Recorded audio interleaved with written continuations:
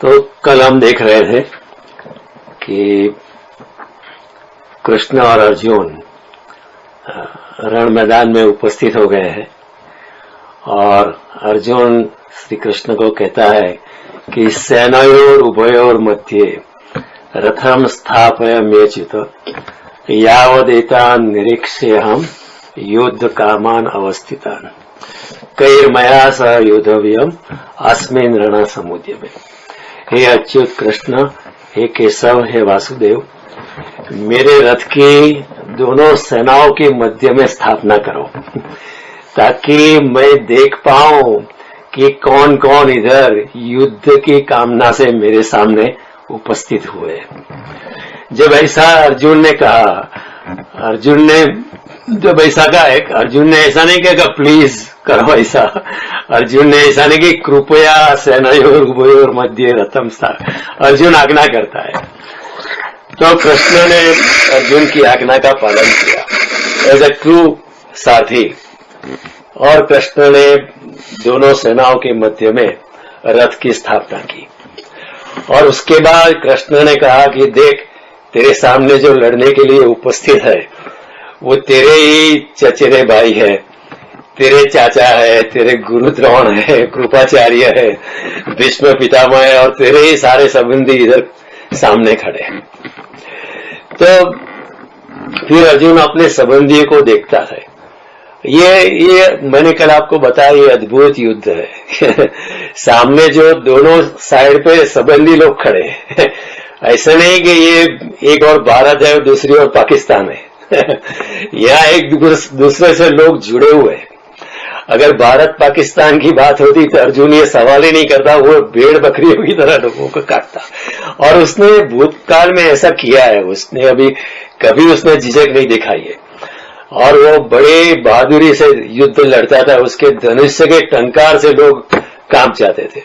लेकिन इधर अपने ही संबंधियों को देखकर जो ममत्व है वो जागृत उठा कि ये तो मेरे ही लोग हैं, उसको मैं कैसे मारूं।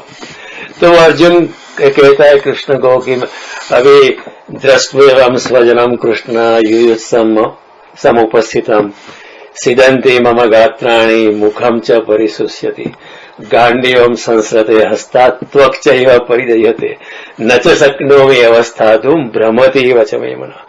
हे कृष्ण, मेरी त्वचा जल रही है, मेरा मुख जो है सूख गया है, मेरा मन भ्रमित हो रहा है, मैं क्या करूं मुझे समझ में नहीं आता है, मैं कैसे लड़ूं इन लोगों के साथ। और बाद में वो कहता है कि न योत्सी इति गोविंद मुक्त तृणीर्भव, मैं लड़ने वाला नहीं हूं, ऐसा गोविंद को कह के वो मौन हो गया और रथ के पिछले भागे में जाके बैठ गया। तो उसी अवस्था में फिर गीता का उद्बोधन होता है और भगवान उसे समझाते हैं कि देख अर्जुन, तुम्हें अपना कर्तव्य निभाना है। तू अगर नहीं लड़ेगा तो ये कौरव लोग, ये दुष्ट लोग आने वाली प्रजा को परेशान करेंगे और तुम्हारा क्षत्रिय धर्म है कि लड़ना चाहिए तुम्हें। और सामने संबंधी है तो क्या हुआ, ये कौन सी हिपोक्रेसी है। पहले तूने ये कभी सवाल नहीं उठाया, पहले भी तूने युद्ध खेला है, ये कभी तूने सवाल ही नहीं उठाया, अब क्यों उठा रहा है। संबंधी है तो क्या हुआ, तुम्हें लड़ना चाहिए। और तुम्हारा by psychological type you are a Kshatriya, you are a warrior और आपको लड़ने में ही आपको आनंद आएगा। और ये तो धर्म युद्ध है, ऐसा धर्म युद्ध बहुत कम क्षत्रियों के नसीब में होता है। तो don't let it slip out of your hands. तो कृष्ण वही कहते हैं। देखो, क्षत्रिय जो होते हैं ना, हर व्यक्ति का टाइप होता है। मैं अखबार में यहाँ टाइम मैगजीन में एक बार पढ़ रहा था कि एक औरत जो सोल्जर थी वो इराक में लड़के आई थी, उसकी दोनों टांगे कट गई थी, वो आर्टिफिशियल टांगे पहन रही थी। तो उसने किसी ने पूछा कि आपको क्या करना है, आप ठीक हो गई है। तो उसने कहा मुझे फिर से इराक की बैटल में जाना है I still want to go and fight. ये क्षत्रिय का स्वभाव है। और हमारे यहाँ कितने राजपूत लोग हो गए, उनका भी यही स्वभाव था। तो भगवान ने कहा तू अपने स्वभाव का अनुसरण करो। अगर आपके स्वभाव का अनुसरण करोगे तो आपको आनंद आएगा। एक गुलाब का फूल अगर चाहे कि मुझे कमल का फूल बनना है, वो बन नहीं पाएगा और कमल बनने की प्रयास में वो अपना वक्त गंवाएगा और उसके जीवन में बहुत दुख आ जाएगा। तो भगवान कहते हैं मैंने आपकी जिस तरह की प्रकृति दी है तो इस प्रकार बने रहो, अगर आपको मैंने आर्टिस्ट बनाया तो आप आर्टिस्ट बने रहो, आप सीए बनने का प्रयास मत करो आपको दुख होगा। आपको आर्टिस्ट बनने में आपको बड़ा आनंद आएगा।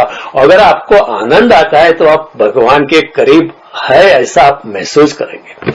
जितना आनंद का प्रागट्य हमारे हृदय में होता है इतने हम परमात्मा के करीब है ऐसा हमें महसूस होता है।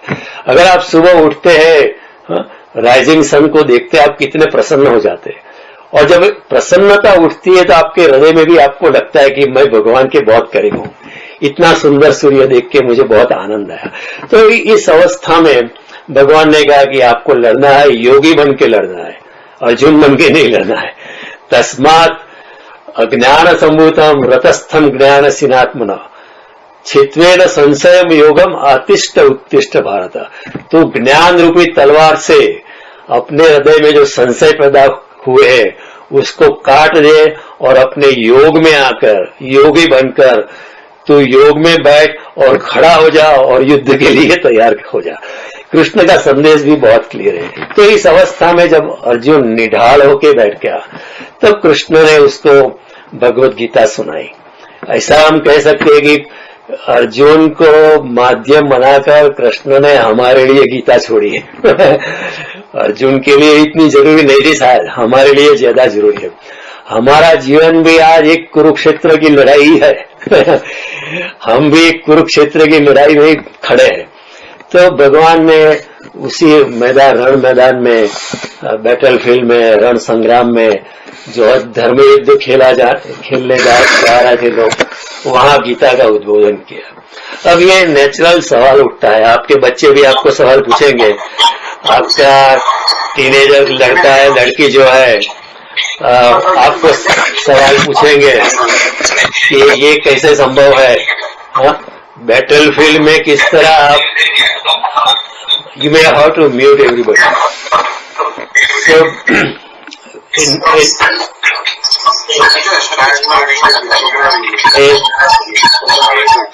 So you may have to mute everybody. Okay, that's good.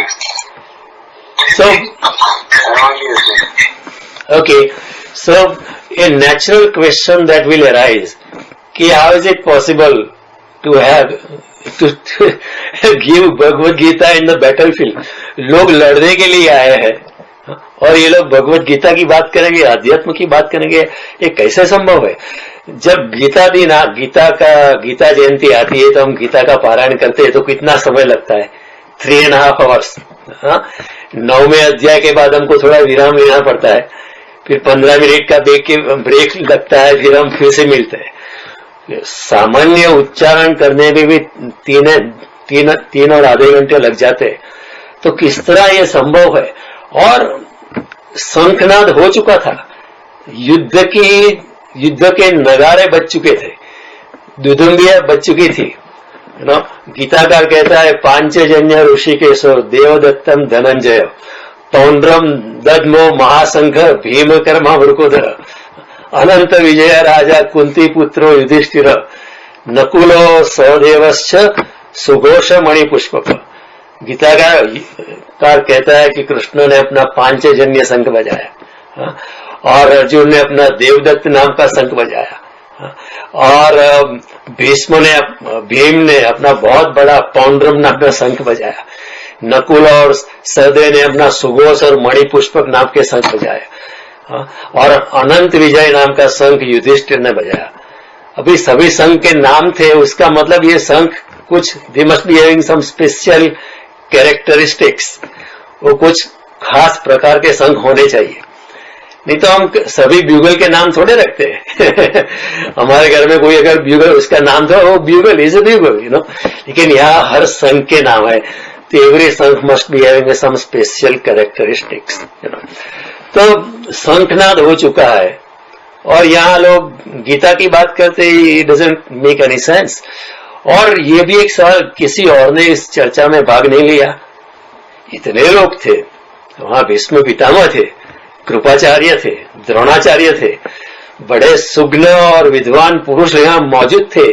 किसी ने बीच में सवाल ही नहीं, ये सब अर्जुन ही कृष्ण ही बात करते हो, किसी ने कुछ पूछा नहीं, किसी ने कुछ बीच में उंगली नहीं उठाई कि इसका मतलब क्या है, उसका मतलब क्या है, नहीं, किसी ने कुछ बात नहीं की, सिर्फ अर्जुन और कृष्ण ही बात करते।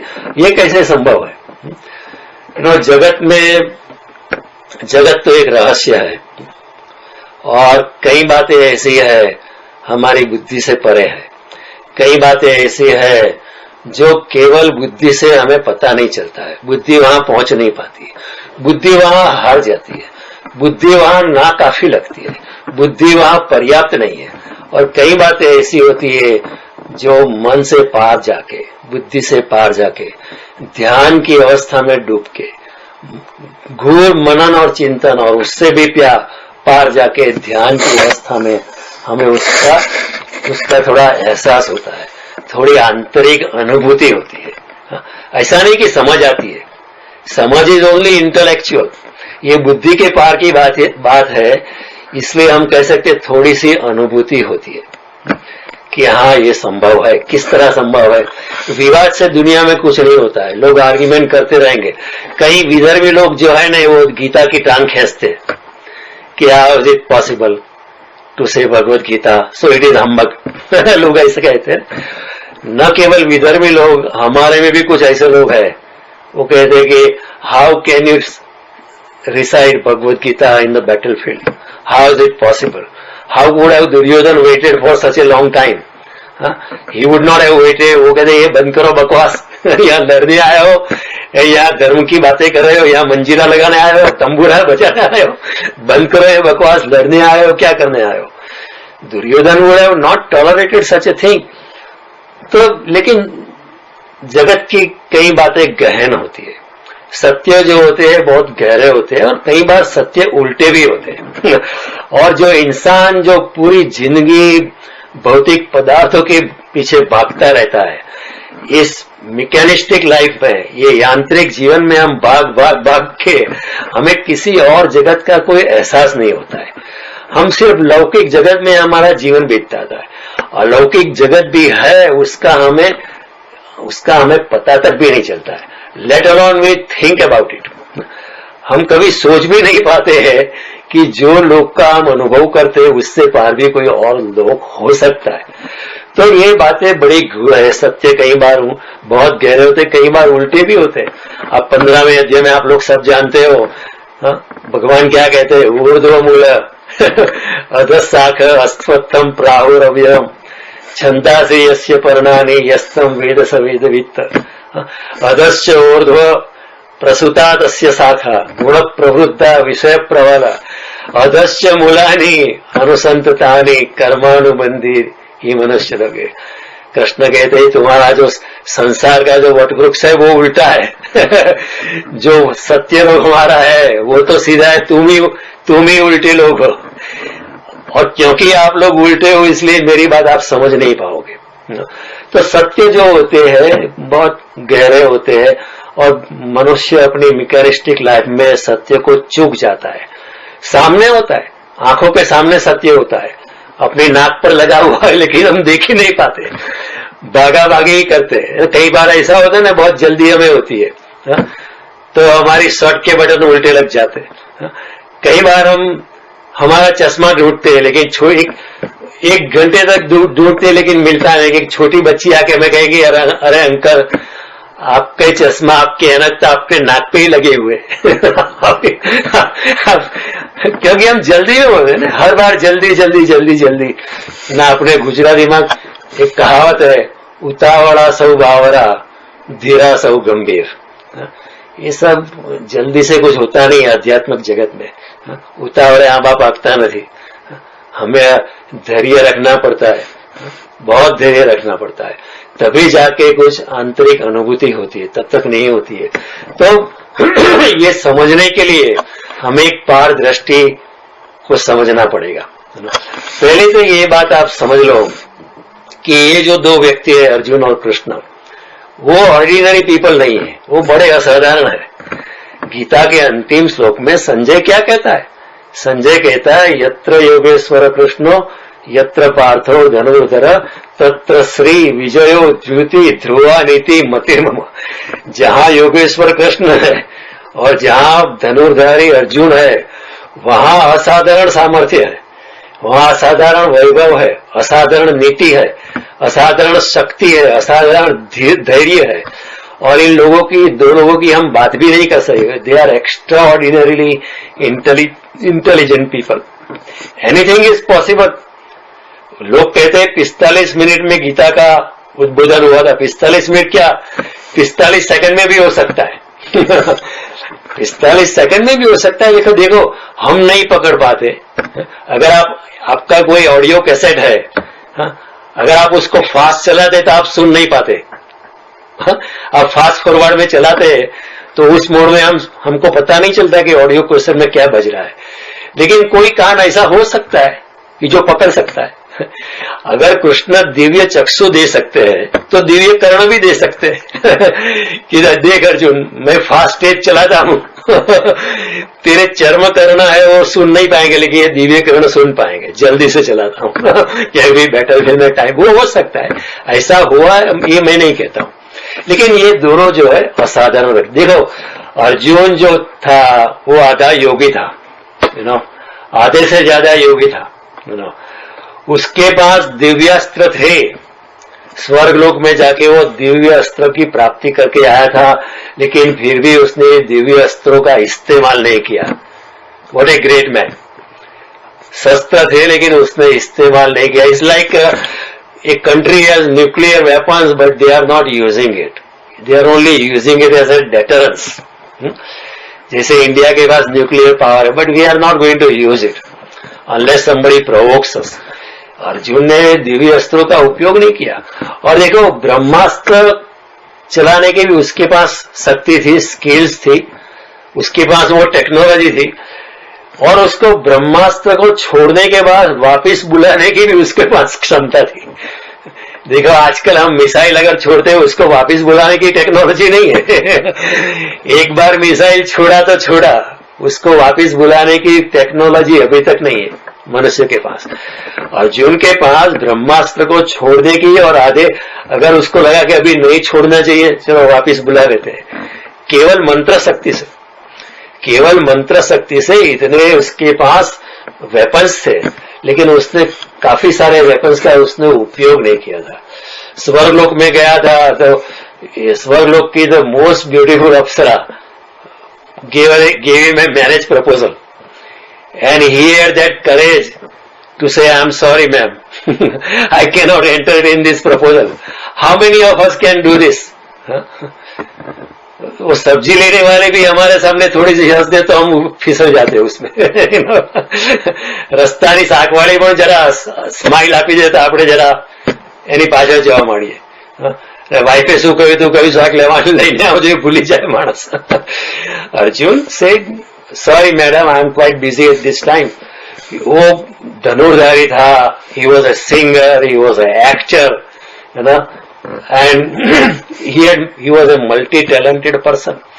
So he was an extraordinary person. He was an intellectual, but much more intellectual than all of us put together. और फिर कृष्ण जो सामने उनकी तो क्या बात करनी। कृष्ण तो पूर्ण पुरुषोत्तम है।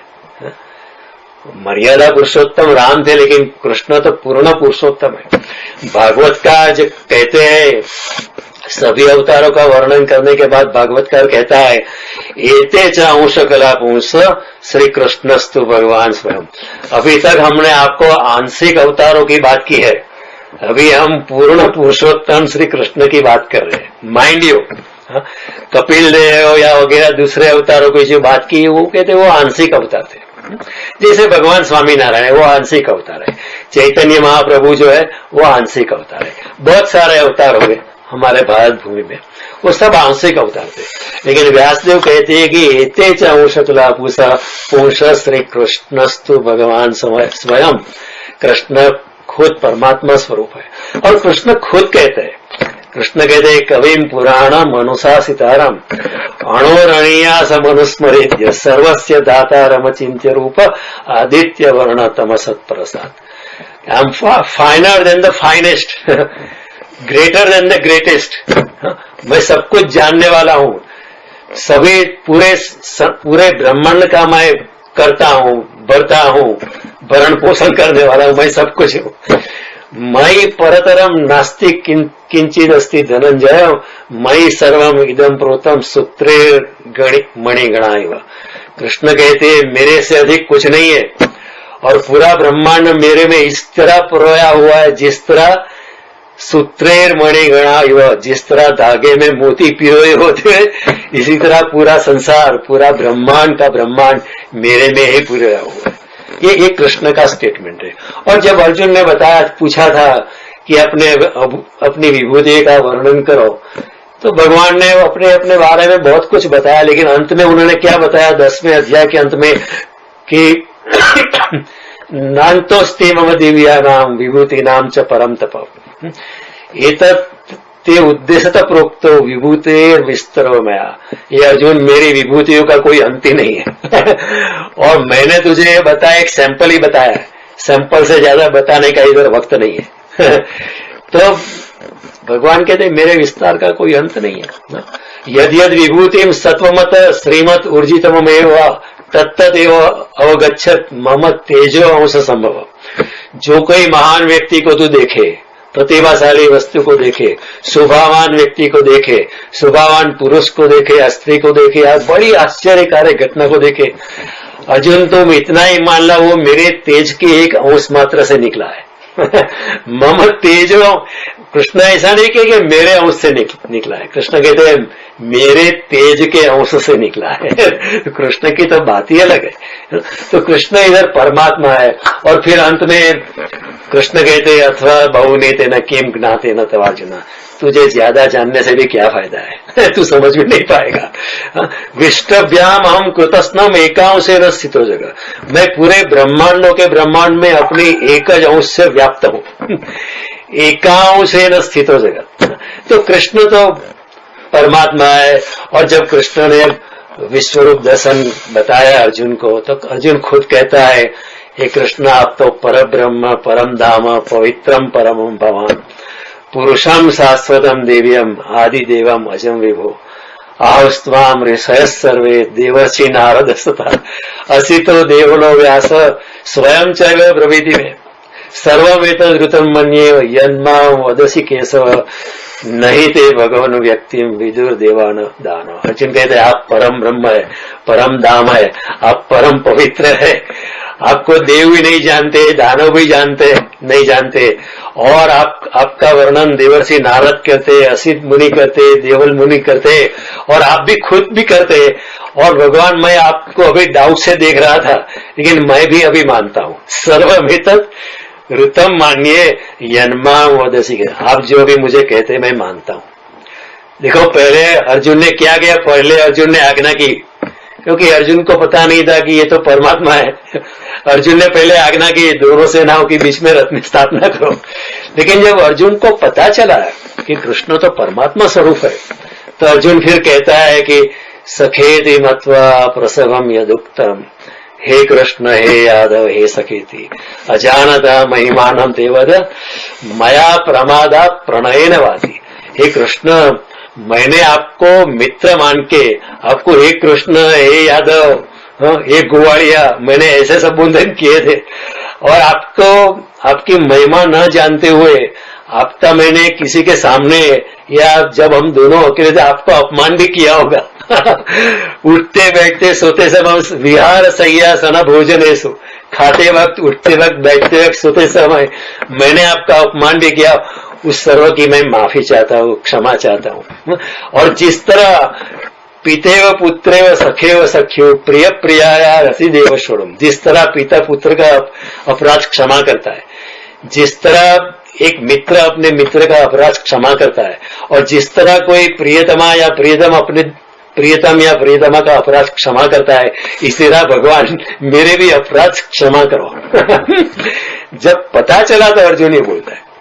और आत्मज्ञानी व्यक्ति का ये खासियत है कि जब तक आप पूछते नहीं वो बताते नहीं इतने सालों के साथ इतने सालों से अर्जुन और कृष्ण साथ थे, साथ में खेलते थे, उठते थे, बैठते थे, लेकिन कृष्ण ने कभी नहीं बताया कि मैं परमात्मा हूं। लेकिन जब अर्जुन ने खुद कहा कि आप कब विश्वरूप दर्शन बताइए मुझे, तब कृष्ण ने बताया। तो ये एक बड़ी, क्योंकि कृष्ण बिल्कुल निरहंकारी अवस्था में है, इसलिए वो परमात्मा है, इसलिए वो अवतार है। हम निरहंकारी नहीं है, हमारे में बहुत बड़ा अहंकार पड़ा हुआ है, इसलिए हम मनुष्य हैं। और जितना अहंकार हमारा कम होता है ग्रेजुअली, सने सने, धीरे धीरे हमारा जब अहंकार कम होने लगता है तो हम भी परमात्मा के नजीक आने लगते हैं, ऐसा हमें खुद महसूस होता है। क्योंकि जितनी धूल हमारे के आत्मा से निकलता जाती है, माया की, अभिमान की, इतने हम परमात्मा का सानिध्य का ज्यादा अनुभव कर सकते हैं। तो ये सब, तो ये दोनों जो है, ये this two people are extraordinary, anything is possible. Gita can be said on the battlefield for these two people and nobody can hear. Only two people can talk. ये संभव है because these are extraordinary yogic people. योगी चाहे तो अपने योग का अनुभव, he can explain how he is yogic to 100,000 people at the same time. उसको sequentially नहीं जाना पड़ता है, you know, he can do at the same time. और देखो दूसरी बात ये है, अगर मैं आपको कहूं how much is 4 times 4,000, 4,000 times 4 कितने होते हैं, आप इमीडिएटली बोलोगे 16,000।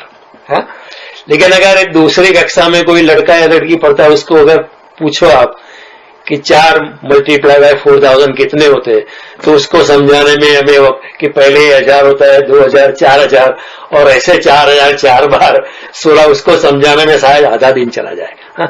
अगर आइंस्टाइन की E is equal to mc square या थियरी ऑफ रिलेटिविटी हमें समझना है, तो शायद नॉन फिजिक्स पीपल हमें उस समझने के लिए आधा दिन चला जाए, 1 दिन चला जाए।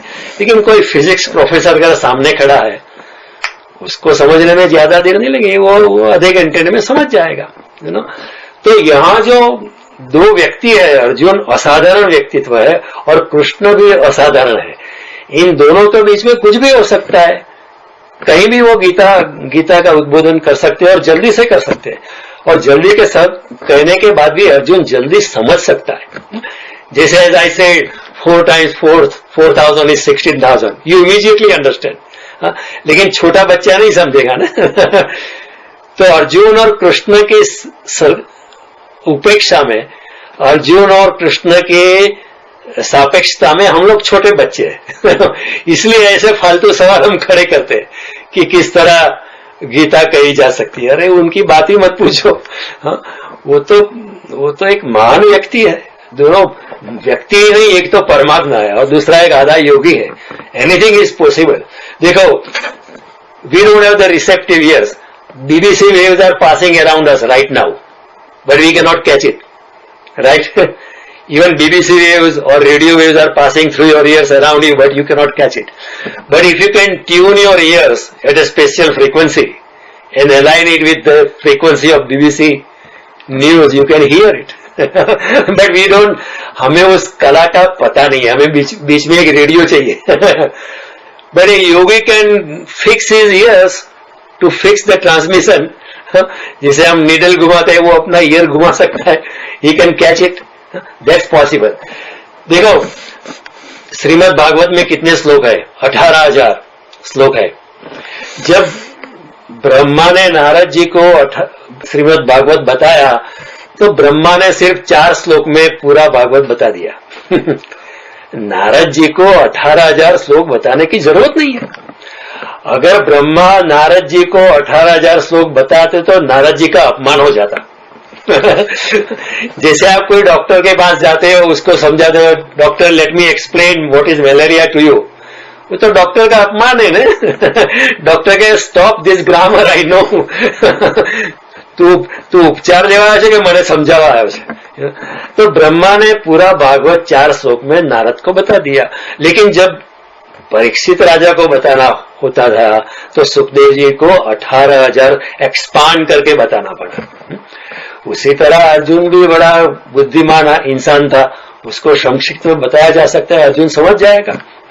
अर्जुन ऐसा हमारे जैसा नहीं था। ही वॉज हाफ ए योगी।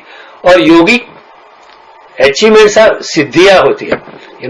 एक बार विवेकानंद प्रदेश में थे तो उन्होंने एक बुक जर्मन लैंग्वेज में थी। जर्मन उन्हें कभी उनको आती नहीं थी, he didn't know German language. और विवेकानंद ने सिर्फ उसको उठाई और उसको रख दी। तो एक इंसान ने पूछा कि क्या आपने क्या किया? विवेकानंद ने कहा मैंने पढ़ ली। उसने कहा क्या पढ़ ली? आपको जर्मन भी नहीं आता है। तो विवेकानंद से कि आपको जो पूछना है तो पूछो। तो उसने पूछा कुछ सवाल, तो उसने कहा ये पढ़ने पे ये पैराग्राफ में ये जवाब उसका लिखा है। अब जो there is something called yogic reading. योगी को सब कुछ पढ़ना नहीं पड़ता है, वो उठा के उसमें समझ जाता है, योगिक वेव से उस पता चल जाता है। तो ये भी एक संभावना है। लेकिन मैं आपको अभी जो समझाने जा रहा हूं वो भी कुछ अलग बात है। देखो, इस जगत में कुछ व्यक्त वाणी होती है, जैसे मैं आप अभी बोलता हूं और आप सुनते हो। आमतौर पर हमारे संसार में हम लोग व्यक्त वाणी में बात करते हैं, लेकिन वाणी का दूसरा स्वरूप भी होता है जिसको हम कहते हैं अव्यक्त वाणी, जिसको हम कहते हैं मौन वाणी। बहुत कुछ मौन से भी कहा जा सकता है, मौन वाणी से भी बहुत कुछ कहा जा सकता है। मैं आपको उदाहरण के तौर पर कुछ एग्जाम्पल देने वाला हूं। एक बार भगवान बुद्ध अपने जो आगे वाले शिष्य थे, जिन्होंने आगे की साधना की थी, ऐसे शिष्यों को बुलाया गया था। भगवान बुद्ध आए और वो मंच पे बैठे और भगवान बुद्ध ने आंख बंद कर दी और वो कमल लेके आए थे और कमल हाथ में रखा था और भगवान बुद्ध आंख बंद करके मौन में बैठ गए। फिर शिष्यों ने थोड़ी देर इंतजार किया होगा तो कोई खड़ा हो गया, उसने कहा आप बोलते क्यों नहीं हो? तो बुद्ध ने कहा आप बैठ जाओ, मैं बोल रहा हूं। तो वो बैठ गया। फिर भी बुद्ध कुछ बोले नहीं, वो मौन में ही बैठे थे। तो कोई खड़ा हो गया, उन्होंने कहा कि आप बोलते नहीं, आपके होठ भी नहीं उड़ रहे। बुद्ध ने कहा मैं बोल रहा हूं, आप सुनो, आप आंख बंद करो, ध्यान में जाओ, आप ध्यान में मेरी वाणी को पकड़ पाओगे। तो बुद्ध 10-15 मिनट बैठे। ज्यादातर शिष्य उनको बुद्ध ने जो मौन से बोला वो ज्यादातर शिष्य पकड़ नहीं पाए। फिर बुद्ध खड़े हुए, उन्होंने कहा मुझे जो कहना था वो जो ये महाकश्यप बैठा है उसने पकड़ लिया है। ये मेरी मौन वाणी जो है 10-15 मिनट में बुद्ध ने काफी कुछ कहा था। तो वो महाकश्यप नाम का शिष्य जो वहां बैठा था उसने पकड़ लिया। तो बुद्ध ने कहा कि मुझे जो कहना था ये महाकश्यप ने पकड़ लिया है। तो फिर वो शिष्य महाकश्यप के पास गए कि आपको बुद्ध ने क्या कहा? तो उसने कहा उन्होंने तो बहुत सारी बातें बताई, उसके बहुत ग्रंथ लिखे जा सकते हैं। 10 मिनट में जो भगवान बुद्ध ने मुझे मौन वाणी से बताया है उसके तो बहुत ग्रंथ लिखे जा सकते हैं, लेकिन मैं आपको नहीं बताऊंगा जब तक आप में से कोई मौन वाणी को पकड़ने के लिए काबिल हो जाए। Until and unless some of you becomes capable of receiving that silent communication, मौन वाणी में जो बुद्ध ने मुझे बताया वही मैं मौन वाणी में आपको बताना चाहूंगा, लेकिन वो मौन वाणी के पकड़ने के लिए आप काबिल नहीं हो, इसलिए मैं आपको अभी नहीं बताऊंगा। हालांकि बुद्ध ने गीता में तो 700 श्लोक है, बुद्ध ने कई हजारों श्लोक बोले थे। हजारों श्लोक की बात महाकश्यप को की थी, क्योंकि महाकश्यप एक बहुत आगे बढ़ा हुआ एक साधक था। फिर ऐसा हुआ कि महाकश्यप को भी एक जो मौन वाणी पकड़ सके, वो मरने की तैयारी में था। तो मरने से पहले उसने एक शिष्य को पकड़ा जो मौन वाणी को समझ पाए। तो उसने मौन वाणी से बुद्ध ने जो बताया था वो सारे का सारा दूसरे शिष्य को दे दिया। इसी तरह जो दूसरा शिष्य था वो भी पूरी जिंदगी इंतजार करता रहा कि किसको बताऊं। वो मौन वाणी में ही बताऊंगा, क्योंकि इतना बड़ा लंबा है, उसको मैं व्यक्त वाणी में बताना नहीं चाहता हूं। और मौन वाणी की टाइम स्केल अलग होता है। मौन वाणी की जो समय सारणी जो होती है ना वो अलग होता है। जैसे मैं आप अभी बात करता हूं, इट इज सिक्वेंशियल, वो लीनियर होता है। मौन वाणी जो होती है युगपत होती है। युगपत हमारा संस्कृत शब्द है, एक साथ में सब कुछ कहा जा सकता है। जैसे सैटेलाइट से डेटा आती है पृथ्वी पे, इतनी डेटा आती है कि यहाँ का प्रिंटर साथ में प्रिंट नहीं कर सकता है, लेकिन आप हार्ड ड्राइव उसको पकड़ सकती है। Everything can be communicated en masse, एक साथ में पूरा 1000 पन्ने साथ में डाले जा सकते हैं। वो 1000 पन्ने अगर प्रिंट करना है तो उसको बहुत टाइम लगता है, हालांकि प्रिंटर दोनों साइड प्रिंट करता है, लेकिन 1000 पन्ने अगर प्रिंट करना है तो it becomes sequential, it becomes linear, but it doesn't become simultaneous. जैसे हमारे संस्कृत में शब्द है युगपद, साथ में योगी चाहे तो हजारों लोगों को एक साथ में अपने योग का अनुभव बता सकता है, हजारों लोगों को एक साथ में। ऐसा नहीं कि पहले आप आओ फिर आप आओ फिर आप आओ, ऐसा नहीं। जैसे मैं अगर आपको पूछूं आपका नाम क्या है, आप कहाँ रहते हो, एक के बाद एक पूछूं, लेकिन हो सकता है अगर मेरे पास इतनी योगिक एबिलिटी है तो मैं आपको बोलो, आप सब लोग अपना नाम बोलो, पता बोलो, टेलीफोन नंबर बोलो, मैं साथ में पकड़ सकता हूं। युगपथ, all at a time, en masse. तो बुद्ध ने ऐसी मौन वाणी से एन मास, सिक्वेंशियली नहीं, लीनियर नहीं, पूरा एक साथ में दे दिया था। फिर ऐसी श्रृंखला एक शिष्य ने दूसरे को दी, दूसरे ने तीसरे को, तीसरे ने चौथे को दी, चौथे ने पांचवें को दी, वो पांचवा था बोधि धर्म। वो इतना प्रभावशाली था, वो बुद्ध जैसा था, he was a very strong man.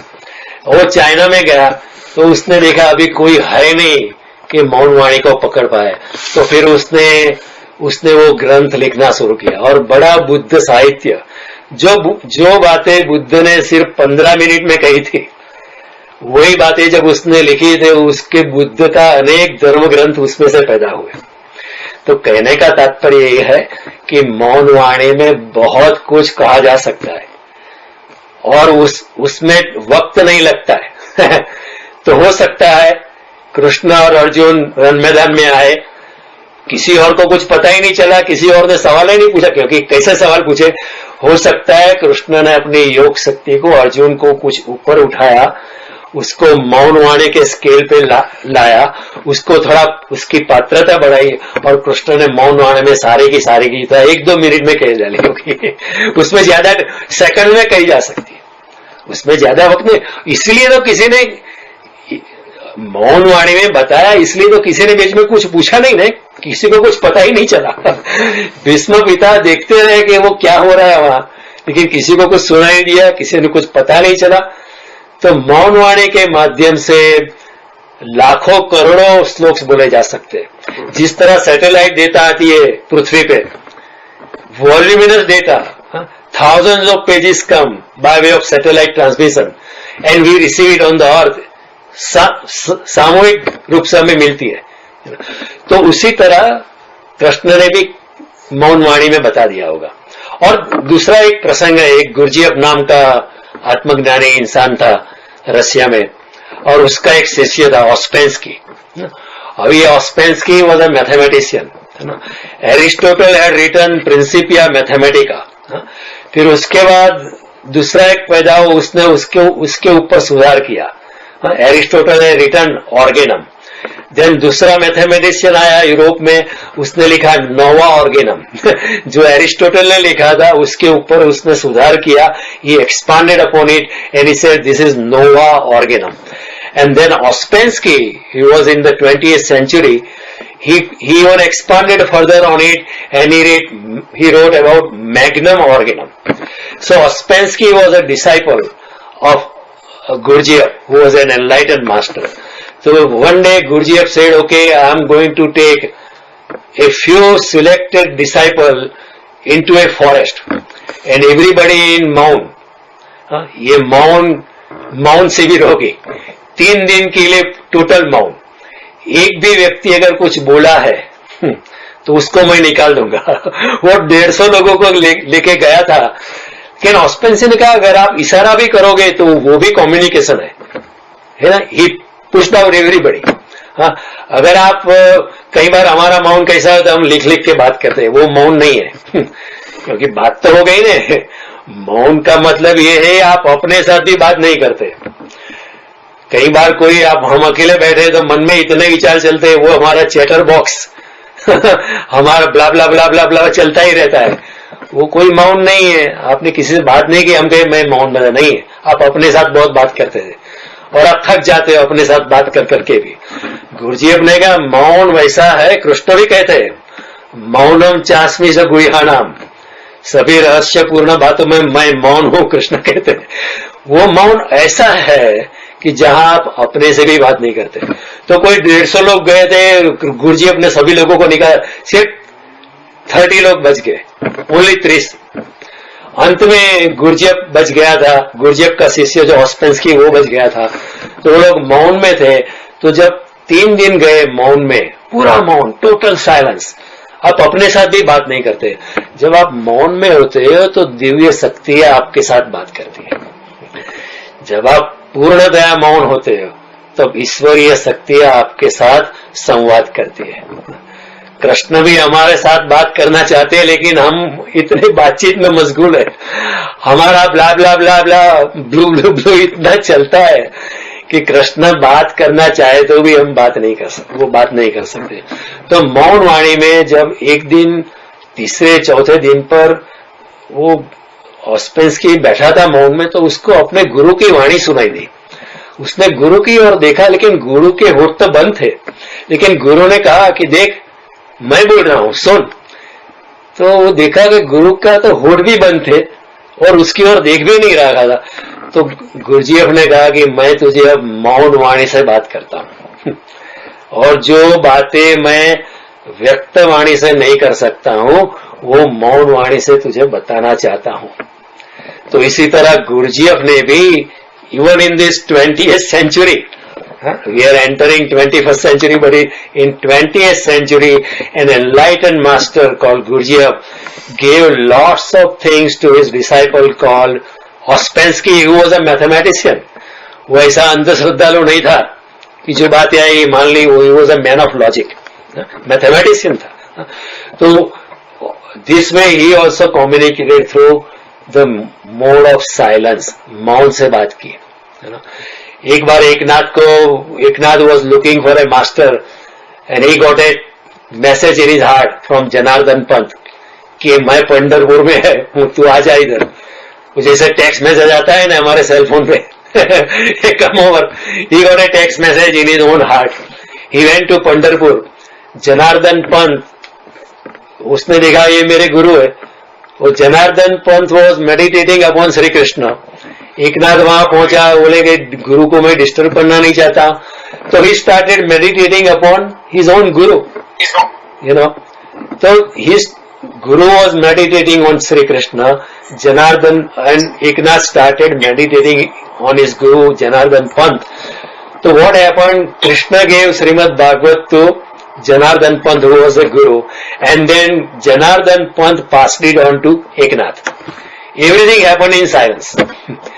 And then when Janardhan Pant came out of his meditation, he told Eknath, I have given you Srimad Bhagavad.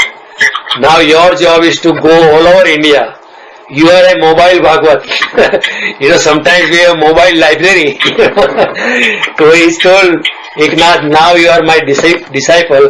मैं तुझे आज्ञा करता हूँ। गुरु ने आज्ञा की अपने शिष्य को कि तू पूरे भारत में घूम और ये भागवत का ज्ञान। Okay. So we may be abruptly interrupted. We'll continue next time. But this is very interesting. जो मैं तुझे भागवत का ज्ञान मैंने दिया है मौन वाणी से, तू व्यक्त वाणी में लोगों को समझाना, क्योंकि लोग मौन वाणी को पकड़ नहीं पाए। तो अनेक बार ऐसा हुआ है। कबीर और फरीद एक बार मिले तो कबीर के शिष्य को लगा और फरीद के शिष्य को लगा कभी बहुत बातें हो गई, लेकिन कबीर और फरीद ने बात ही नहीं की। उन्होंने एक दूसरे से देखा और बोला हमने बहुत बात कर दी। There is no need to talk, मौन वाणी से बहुत कुछ बातें हो गई। एक बार बुद्ध और महावीर गांव में घूमते घूमते, क्योंकि वो समकालीन थे, तो एक ही मोटल में आज एक ही धर्मशाला में ठहरे थे। तो बुद्ध के शिष्य को लगा कि अभी बहुत चर्चा होगी, महावीर के शिष्य को लगा बहुत चर्चा होगी, बुद्ध के शिष्य को लगा कि हमारे गुरु जीत जाएंगे, महावीर के शिष्य को लगा हमारे गुरु जीत जाएंगे। लेकिन बुद्ध और महावीर बात ही नहीं की, देयर इन साइलेंस। तो शिष्यों को बहुत परेशानी हुई कि ये क्या बात है। तो बुद्ध ने कहा जो बात करनी थी वो बात हो गई, हमको बात करने की, ऐसे व्यक्तवाणी से बात करने की कोई जरूरत नहीं है। जो महावीर ने कहना था वो मैं समझ गया, और मुझे जो कहना था वो महावीर समझ गया। और दोनों आत्मज्ञानी व्यक्ति की बात कुछ अलग नहीं होती, सिर्फ अनुभव तो एक ही होता है, अभिव्यक्ति अलग होती है। देखो, मीरा को भी आत्मज्ञान का अनुभव है, महावीर स्वामी को भी आत्मज्ञान का अनुभव है, लेकिन मीरा की अभिव्यक्ति है नृत्य से, महावीर की अभिव्यक्ति है ध्यान से। अभिव्यक्ति अलग हो सकती है। रमण महर्षि कुछ नहीं बोले, लेकिन सुखदेव जी बहुत कुछ बोले तो बुद्ध बहुत कुछ बोले, रमण महर्षि कुछ नहीं बोले। अभिव्यक्ति अलग हो सकती है, लेकिन अनुभव तो एक ही है। तो इस तरह बहुत ऐसे हुआ। एक बार मुक्ताबाई थी, निवृत्तिनाथ की शिष्या, उसने एक लेटर एनवलप में बंद करके निवृत्तिनाथ अपने गुरु को दिया। वो गुरु ने लेटर खोला तो उसमें कुछ लिखा ही नहीं था। वो शिष्यों ने कहा कि इसमें कुछ लिखा नहीं है, what kind of joke is this, ये जो बाई है आपकी मजाक उड़ा रही है। निवृत्तिनाथ ने कहा कि नहीं, आपको ये कोरा कागज लग ली, इसमें बहुत कुछ लिखा है, मैं पढ़ पाता हूं आपको पता नहीं चलता, लेकिन ये जो बाई है, जो मेरी भक्त है, उसने बहुत कुछ लिखा है। और कई बातें ऐसी होती है जो आपको दिव्य शक्तियां जो आपको ड्रीम में आके कहती है कई बार आपको स्वप्नों में बातें कही थी, और स्वप्नों में बातें बहुत जल्दी से कही जा सकती है। It can be very fast. तो हो सकता है कि अर्जुन और कृष्ण रण मैदान में आए, अपने स्वजनों को देखकर अर्जुन बहुत दिख गया, और फिर भगवान ने गीता उपदेश चालू किया। मौन वाणी से पूरे 700 श्लोक 1-2 मिनट में कह डाले होंगे, किसी और को कुछ पता भी नहीं चला क्योंकि मौन वाणी में क्या पता चलेगा मौन वाणी में कैसे पता चलेगा, ये तो 2 ही जान सकते हैं। तो ये संभावना बहुत अद्भुत है। ये हो सकता है ऐसा ही हुआ होगा, इसके सिवाय और कोई चारा नहीं है। इतना बड़ा संवाद 700 श्लोक कहना संभव नहीं है। रण बैटलफील्ड में कोई सुन भी नहीं पाए, दोनों के बीच ही संवाद हो। तो ये या abruptly, and then you may have a question कि अगर मौन वाणी में हुआ तो